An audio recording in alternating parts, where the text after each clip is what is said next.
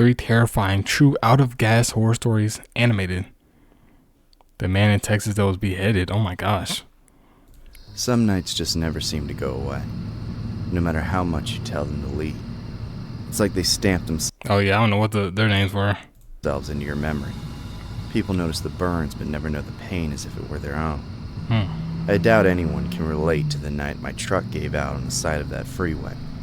I was 20 at the time, broke like any other kid my age, driving a vehicle that coughed more than it purred or impressed the girls. Okay. I couldn't even estimate how much gas was in the tank after the gauge went out on me, so I reset my trip odometer every time I filled up. It was sketchy to say the least, but the method worked well enough to get me from point A to point B, at least until tonight. I had just visited my friend in San Antonio, and I was cruising down Route 90. Dude, this whole concept is terrifying. I couldn't imagine running out of gas in the middle of nowhere. With just the hum of tires traversing the asphalt in the background. Occasionally I saw a jackrabbit dart in whichever direction. It was close to midnight now. The road was so empty it felt like I was the only one in the state still awake, Oh no. trying to get somewhere. That's when my engine sputtered. Oh no, not now. I gripped the wheel, praying to prevent the inevitable disaster ahead of me. Come on, you old truck, not now. I tapped on gas. Nothing but the truck stuttered, lurching forward in a last desperate attempt, before completely dying on me. The headlights decided they wanted to quit on me too, leaving with nothing but a pocket of darkness and endless trees for a background. Someone broke down in the mountains in freezing weather. Got out of the truck and started hearing wolves. Yeah, I would have got back in the truck. Leaving with nothing but a pocket of darkness and endless trees for a background. Then I tried my next logical course of action.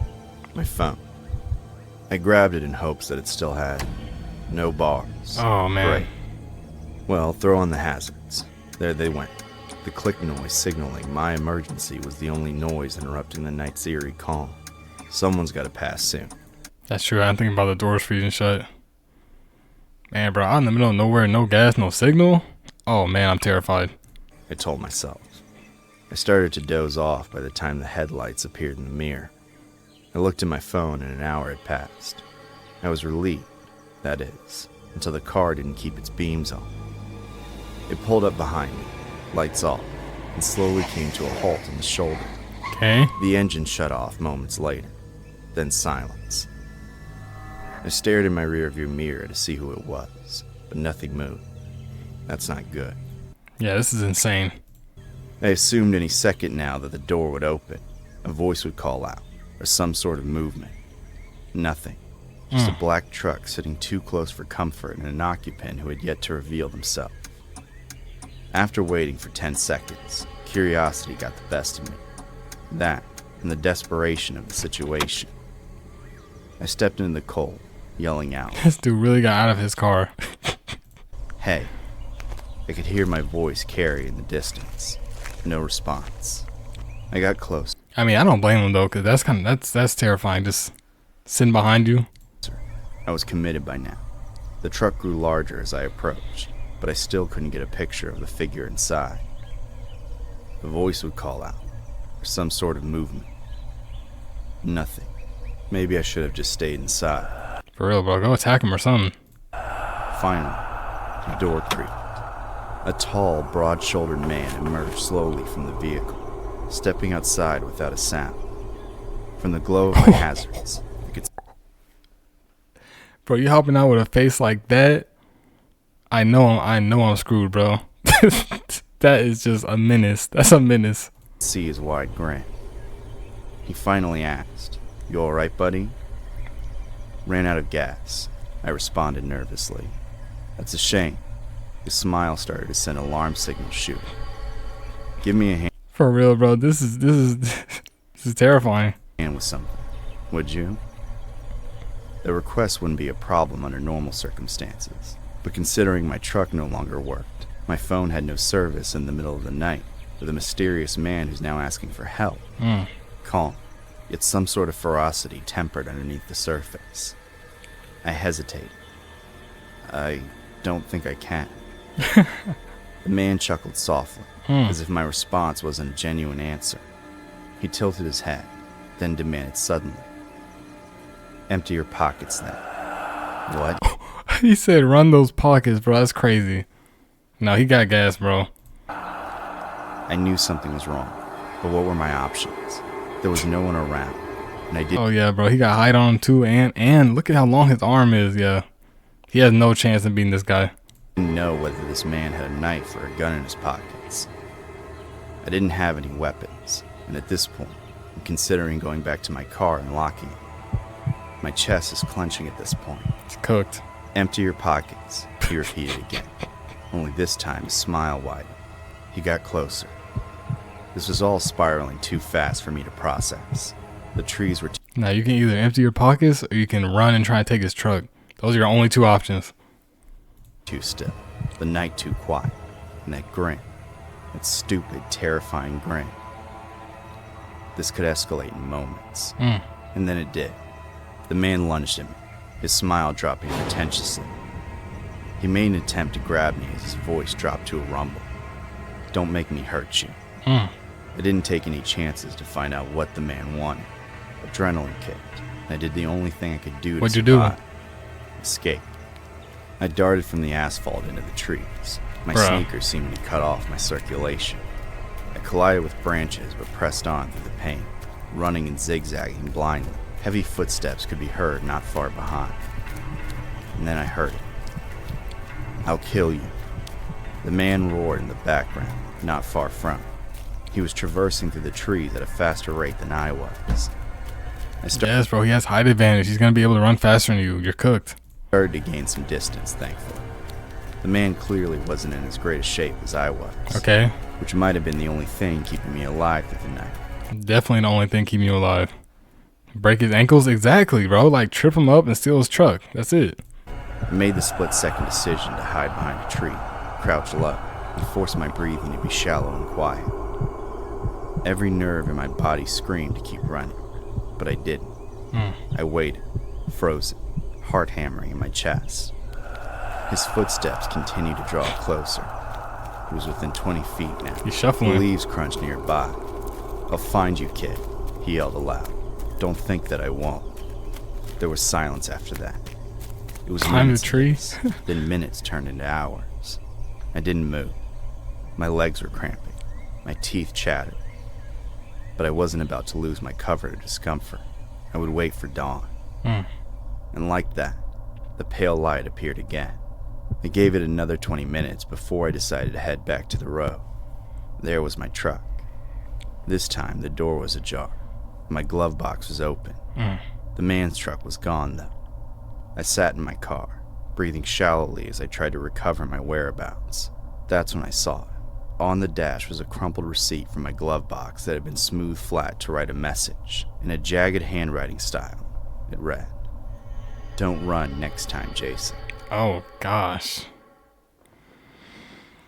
Oh, I used to think of myself as pretty independent, like I really didn't need anyone's help, and that I could handle myself. I learned that's a dangerous attitude to have on one fateful night. I was 19 at the time, and school just got out for winter break. Okay. To dodge the traffic, I typically drove late, and it was close to midnight when I left the campus. Bro, I hate driving late. Nothing much to see on the highway, a few red taillights disappearing into the distance. Nothing much but my thoughts, and I like it that way. Just the windows cracked, the cold December air keeping me awake, and music low to set the mood. And then, about an hour in, I see that the gas light came on. I normally didn't care if the light came on because I wasn't going far. Only this time I had to make it back home from school. Okay, he's cooked. Yeah, dude, I can't. Like, driving back roads at night, especially like after watching a horror movie or something, it's terrifying. Hate that. I'm always taking the main road. I don't care if it takes longer. And the needle sank faster than expected. I couldn't believe it. The engine coughed one more time. Then it died. I pulled my car Horror history. What? over to the shoulder. My headlight shone against the endless tree line in front of me. I grabbed my phone as anyone would in the situation. Only I had no bars.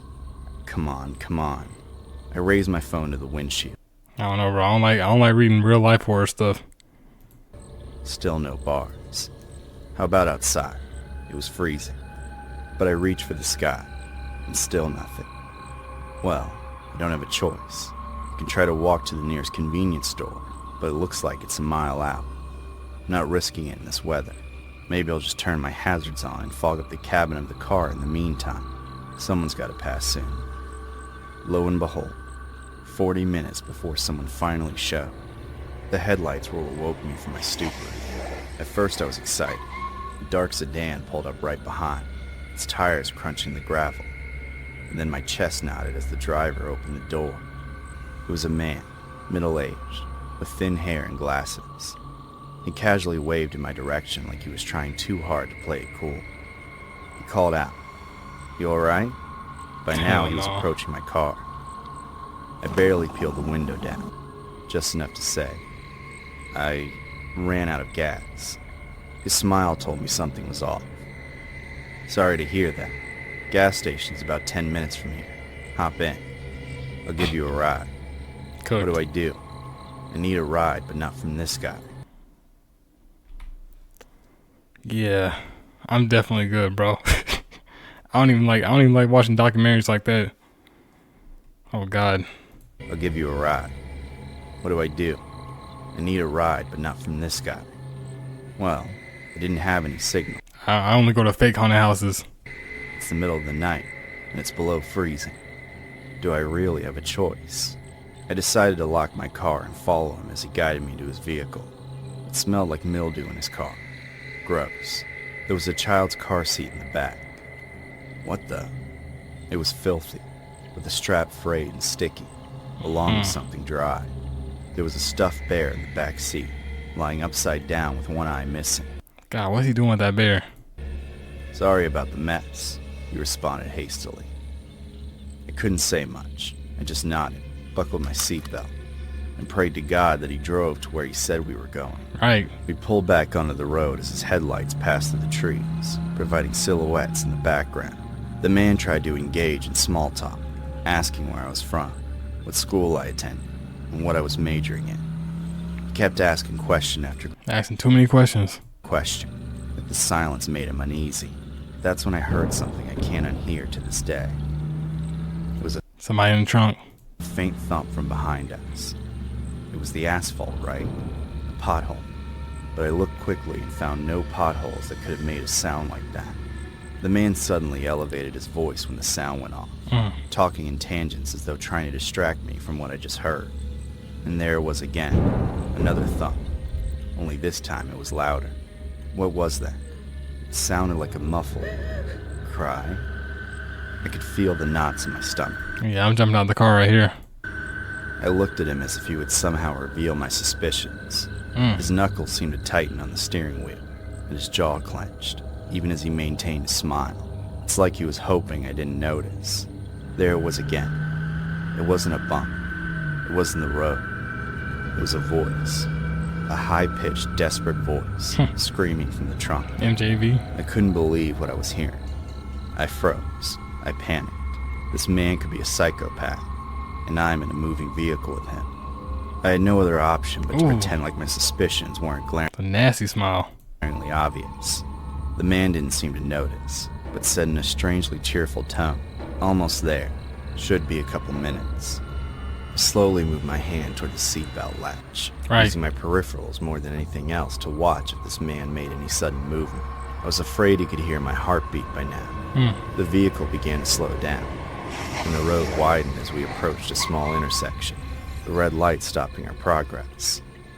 The car reached a halt for the first time. Jump out. And I knew this may be my only opportunity. All I can think is instincts in that moment. I didn't have a plan.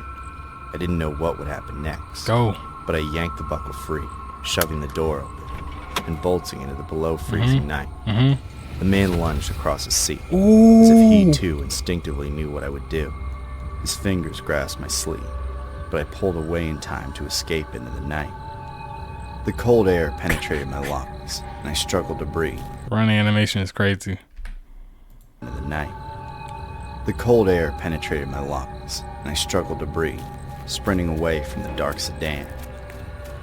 I was stunned to see the headlights of an oncoming truck blaring its horn at me. That didn't stop me as I saw a gas station ahead. I couldn't be more ecstatic to see the neon buzzing over the windows, knowing somebody in there had a phone. Low key, I would have waved down that truck. I crashed through the doors and immediately shouted in the store, "Call the police." The clerk at the front froze for a moment before reaching to grab the phone. The officers arrived on the scene shortly after, but it was too late. The sedan was already gone. They took my statement, including every shaky detail I could muster amid my flustered state. They put out an alert to apprehend the vehicle matching my description. They found the sedan hours later, abandoned behind an abandoned warehouse just 2 towns over.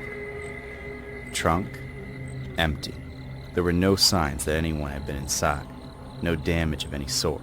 No blood. As if it never happened. One officer tried to conclude that maybe the noises were stress-induced, and that my mind assumed the bumps in the road were something worse. I really wanted to believe it. I did. I tried to shake it off as best as I could.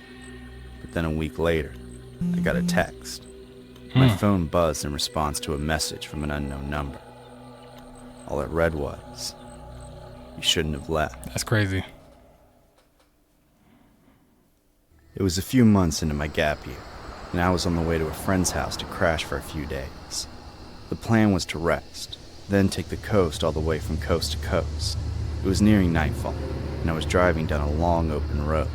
I hadn't seen any houses or gas stations for nearly an hour when I noticed my gas was nearing empty. An hour? I was sure that I had just filled it up at the last station, only 50 miles before, but before long, my engine started to go out, and I came rolling to a stop on the side of the road. When I got out of the car, I noticed that something had been spilling under my car the entire way. It was a long line of what smelled like gas. Bruh. It must have been a leak. There was no reception that far out, so I sat on my hood and waited for someone to come by. It didn't take long before Oh, she's just chilling, bro. She said, "I'm a woman, they'll help me." a beat-up Ford truck pulled up behind me. After a moment, I realized it looked familiar. The truck had been at the same pump as me when I got out to get some water. Oh no. The window rolled down, and there was an older man with Oh, that's a creep for sure. He for sure created the gas leak in her truck. This is insane. a weird, leathery face. He smiled at me and asked if I needed any help. It was pretty unsettling, but I didn't have any other choice, so I thanked him and got in. His car smelled Boy, I would have said no. like cigarettes and moldy bread. The man said he would take me to the nearest gas station to get a gas can and bring it back to my car. He kept looking over at me the entire ride, taking glances at my legs. Bro. So I pretended to be asleep while keeping my eyes slightly open. The guy must have bought it, because when we got to the nearest station, he blew right past it. I started to panic a bit. I thought about confronting him, but I knew he was too big to fight. Luckily, we were coming up on a rest stop about a half a mile away. I opened my eyes and told him I had to pee. He said that he'd stop at the next place. No, so I bro. crossed my legs, winced, and told him it was too late. I'd have to pull over or I'd make a mess of his car. The man frowned and sighed, but he gave in and pulled over. The second we came to a stop, Run. I sprinted out of the car and into the woods off the side of the road. He The shouted woods? Why not into like the rest area? after me, but I couldn't hear him. The bushes were scratching at my legs, Ooh. but I didn't stop running. The rest stop was close Okay, there enough we that I go. could see the lights. My phone had died by that point. I wiped away the tears and gasped for breath as I made it to the rest stop parking lot. The lot was completely empty, other than one nice sedan. There was light coming from inside the sedan. I figured it was a phone, so I ran and banged on the window. Nah, I think they in on it. The guy from earlier was nowhere to be seen. I think he gave up once it got too risky for him. The phone light shut off, and the person inside rolled down the window. It was another man, but he was a lot cleaner than the last guy. When he saw the state I was in, he got out of the car and asked what was wrong. Okay. I stumbled over my words, trying to tell him about what happened, and asked him if I could use his phone to call for help. He told me I could, and that he'd get some water and a blanket from the back of the car so I could calm down. While I stood against the door and shivered, he stepped out of sight and opened the trunk. While waiting, I glanced into his car. There were a pair of binoculars on the passenger seat. I knew it. I turned to where the man had I disappeared. knew it. I knew Found it. him pulling rope out of the trunk. I stumbled into the side mirror, and he realized I'd seen him. Even though I was exhausted, I managed to use the last of my energy to sprint to the rest stop. His footsteps trailed behind until I caught the eye of the woman at the desk. The guy chased me, ran back to his car, and drove off while I watched him from inside the lobby. The woman at the lobby stayed with me while I tried to pull it together. After everything that night, I could barely even trust her. The lady gave me a free room for the night. I managed to get in touch with my friend, and she came to pick me up the next day. When we got my car towed, it turned out my fuel lines had been cut. I guess the guy who followed me from the gas station had the whole thing planned. Yep.